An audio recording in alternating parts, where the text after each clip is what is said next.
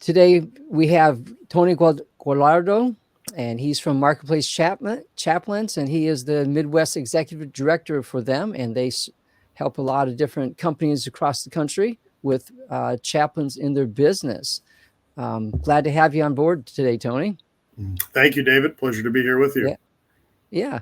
Could you just give us a little background what Marketplace Chaplains does for those who in our listening group who don't really know what you guys do?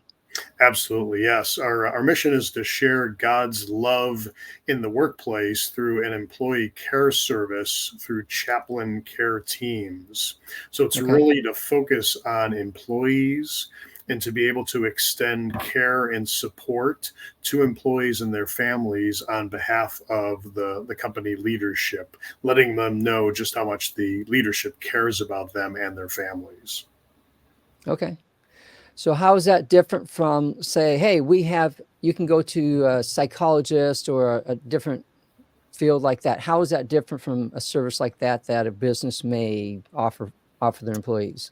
Yeah, it's a great question. I think as I was just meeting with somebody recently, a lot of companies we serve have what's called an EAP, an employee assistance program, which in a lot of cases provides access to a counseling type approach or a psychologist that way. So our approach is a little different in that we're engaging with employees directly. It's very relational, and we get to know employees. And through developing that relationship with them, they come to trust us, I would say, in more cases or more so than, let's say, somebody from an EAP or outside the company, where we say it's fine to have something like an EAP, and most of the companies we serve have that.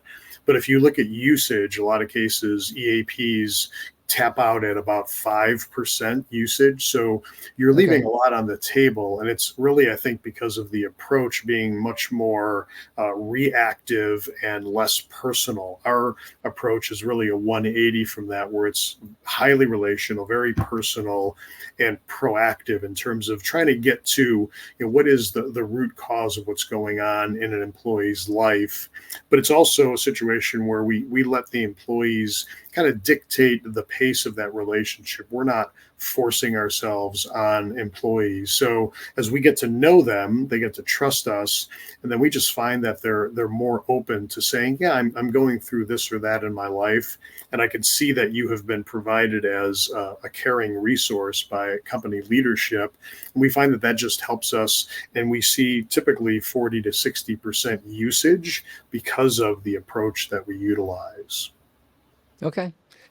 Very good. That's very impressive, going from 5% to 40 to 60%. That's good. Very good. Yes, indeed. And I think it's really about the impact, right? Numbers are great, but if it's leading to a greater impact, that's really what we want, and certainly what the company desires. So that's really what we're after. Okay. So what does this look like in a company? I mean, obviously you're not going to come in and talk to the employees all day long. They got work to do, and they don't want you interrupting their day all the time. What does that look like? How do you build relationships while letting them work at the same time? Yeah, it's a great question as well. So our premise really is acknowledging that people are at work to work. So the last thing we'd want to do would be to interfere with productivity. And I think the fact that we've been positioned in the marketplace for 40 years now, and still going and still being desired by company leaders, tells me that we're doing things the right way. So our codes of conduct are such that we coach our chaplains to say, brief engagements with employees, literally 2, 3, 4 minutes, and get a sense of where that employee is at. If it seems like they're really going through a major struggle or maybe a crisis right there at that moment, then ask them, if this is an emergency, let's deal with it right now. But most things that are brought up are not emergency status. So they can wait a day or two to have that next conversation. So typically we would say, hey, David, I hear what you're saying. I know you're working. I certainly don't want to take you offline from the work you have to do today. Why don't we do do this unless it's an emergency. Let's plan a time, maybe later tonight, maybe tomorrow, maybe over the weekend, when you have more time and when we can talk about this issue, especially in light of the fact that we don't want your coworkers kind of hearing what's going on. We want you to be discreet Sure. about that, but we also want to maintain confidentiality with the conversation we're having. So we make our chaplains available 24/7, knowing that, again, we don't want to interfere with work getting done, but we still want to let them know that we hear you, we see you, we're present, we're on site, but hey, let's deal with that situation, which could be a hour conversation about a struggle they're having. Let's do that later, again, unless it's a dire emergency. Okay. I think I was talking to another one of your coworkers, and they said that people get an app where they can, on their phone, where they can actually schedule a call with you Yeah. or an appointment with you outside of work. That's very, very good. Very Yeah, handy. yeah. Yeah, from that app, they can email or text or call or even video chat with the chaplains. And once they download the app in the first place, the chaplain care team, and we work in teams of male and female chaplains, which is kind of a distinguishing factor for us in the marketplace. But their team that is dedicated to their company will come up. And as they've been talking to Chaplain Bob or Chaplain Sue, they can ping them right on that app and connect with them that way. And there are additional resources on that app, different articles, let's say, on anxiety or depression or stress. We even have an online version of Our Daily Bread, which is a devotional by RBC Ministries that they can avail themselves to as well. So it's a fairly robust platform in addition to obviously being a communication vehicle. So that's a helpful thing, especially for folks that just don't really want to address things in the workplace. And again, we're fine with that approach. Okay. Very good. Um, I know the companies are investing a lot of money and time into this. Have companies been able to see a distinct difference in their company before and after you guys come?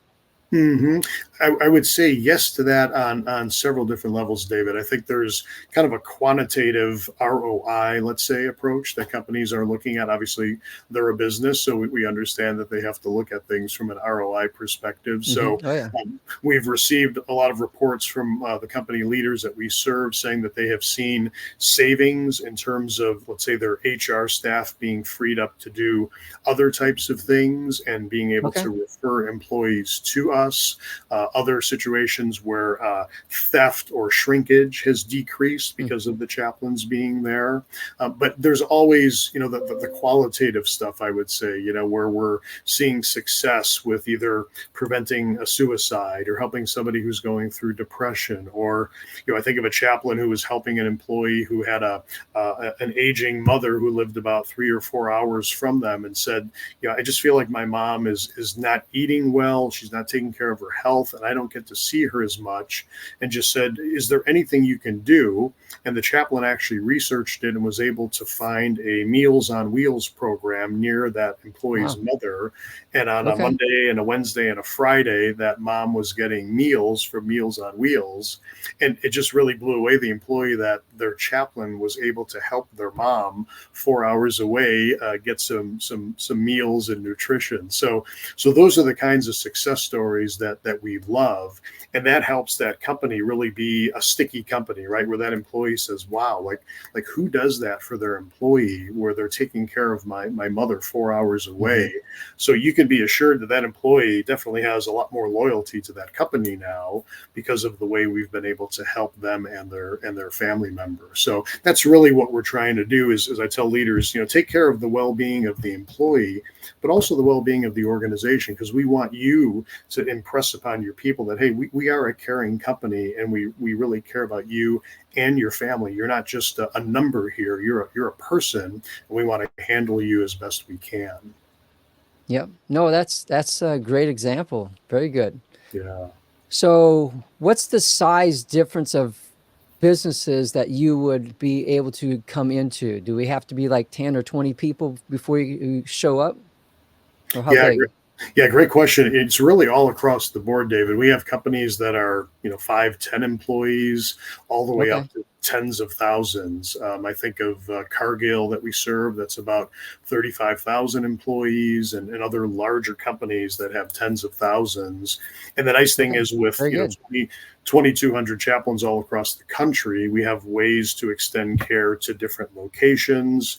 Cargill has about 25 different locations, so we're able to have distinct and discrete teams serving their locations in those areas. So, for us, the size, the type of company, even the dynamics of having, let's say employees at a location, but then others that are remote, maybe they're drivers, maybe they're field techs or outside sales, we can handle all those situations. It's really about the leader saying, I really care for my people, and I want to put some type of additional care in place to let them know how much I care for them. We can help them do that in a myriad of ways. Okay. That's great. Very good. So it's not really limited to size, because you can go very small to very big. Very Exactly. good. Exactly. Okay. Very good. Now, my understanding of this chaplaincy is, you might say, a distinctly Christian viewpoint.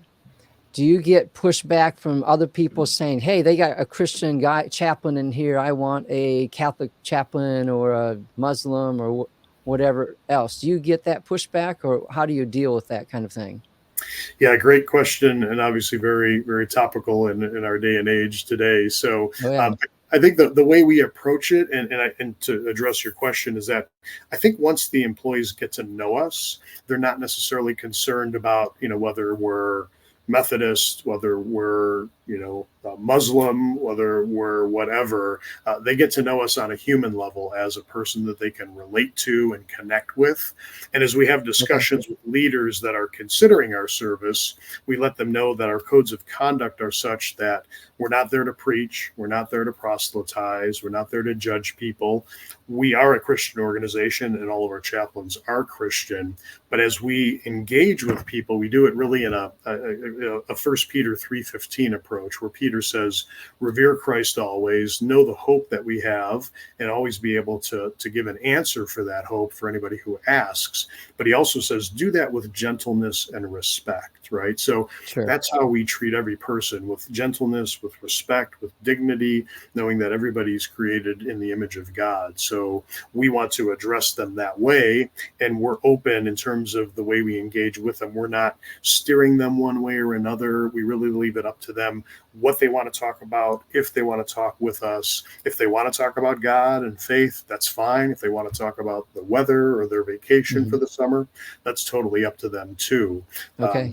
But I will say, I have talked to a lot of chaplains who say, as I'm coming in and just being very joyful, being very upbeat, being very open, a lot of employees will say, Chaplain Bob, why are you like that? You're always happy and smiling. Like, don't you know Yeah. it's a crazy world today? And that's an opportunity for Chaplain Bob to say, hey, David, if it's okay with you, let me share with you a little bit about why I'm like that. I believe that God has put love in my heart, and I want to share that love with you and the people here. And that's why I'm here. That's why your leaders have brought me in, because they want to share that love with you as well. So again, it's an opportunity based on how we comport ourselves for people to think, yeah, well, why are they like that? And as Christians, shouldn't that be how we are, right? We should people should see the light of Christ in us as we're engaging with them. And that's what we try and do.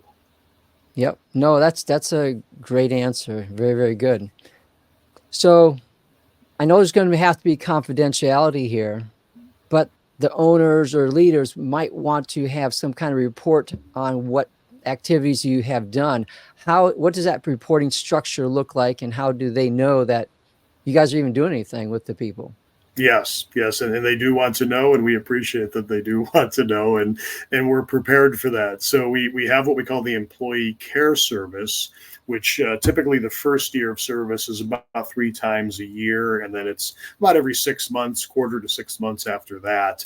And it's kind of an analysis and an evaluation of how we have been engaging with their teams, what we have been observing. It's really a quantitative as well as a qualitative analysis, where we also share some success stories, like I alluded to earlier.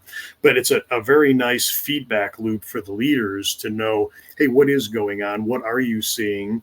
And in a confidential way, you mentioned confidentiality, we're able to show them even to the level of what are your people talking to us about? And again, no Mm, names mentioned. okay. No But names. you know, Okay. are they talking about stress? Are they talking about finances? Are they talking about relationships? And over the years, we've developed content around a lot of those topics. We call it our work-life growth series. So if they identify a trend on their reports that stress, let's say, is Okay. spiking, and Sure. we had a moving company that we were serving that noticed, come springtime, come fall, when a lot of moving takes place, Mm, stress was really spiking. So we did a yeah. work-life growth Okay. series on how do you effectively handle stress in your life? We can do another one on how do you put a personal budget together. So there's ways that we can take what we're seeing and help the company add value to their team and share that information. The chaplains deliver that content. And again, it's another way for that company to be a sticky company where employees are saying, wow, Sure. they're helping us in this area of stress or finances or relationships. So even to the topic of job related issues. So we can show leaders what are they talking about in terms of the job itself. And there may be an employee Hmm. blowing off steam, maybe about hours for the month, but maybe a dozen employees are saying the same thing about the same topic, maybe about a supervisor, maybe about something else. So we're going to Really? document that. We're not going to mention any names, but we're going to share that with the leadership. And we're not going to wait until month 3 where we have the report. We're going to go to them and say, hey, heads up, we've been hearing quite a bit of momentum about this one issue. You may already know about it, but you may not. So we just want to let you know that this is what we're hearing. Quite a bit of people have been sharing this. So, do with it what you want, but we just want to make you aware of it. So again, all toward the well-being of not just the employees, but the company as well. So Yeah. No, that's really good, because if you're building a good relationship with them, they're opening up, you're going to get a better feedback than, say, I've seen some companies where, oh, here is our yearly survey. What do you think of me? What do you think of the company? What do you think of our vision? All this stuff.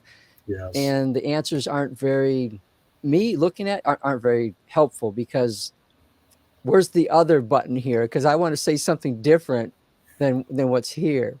Yeah. Yes, yes, and even So the very good. timeliness of that, right? Because as we're Yes. Yes. connecting, week in and week out with their teams, we're not waiting for like you said, the once a year feedback from the employees. Yep. This is very timely, and that can help them make some decisions going forward in a very timely way that can help avert something that might be happening or be proactive about something else. So, yeah, it's a very helpful tool for leaders, and especially as you mentioned, confidentiality. The way we work with that is that the conversations between employees and chaplains are confidential, except if a chaplain deems that somebody would be harmful to him or herself or to Mm, others or to okay. property, or if a law is being broken or a crime being committed. We have mandatory Sure. reporting responsibilities, and we let them know up front that that's the case. So that's how we handle that, and everybody's good with that. And we also check in with HR too. So when we come on site, we'll check in with HR and see anything happening, anything we should know about. And they may say, Yep.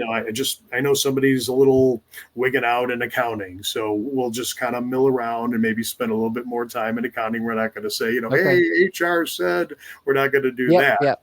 but we'll Yeah. just kind of be Yes. discerning and spend a little bit more time there. And a lot of times somebody will just kind of not look like they usually do, and a chaplain will say, hey, David, just don't look like yourself today. Anything I can do for you?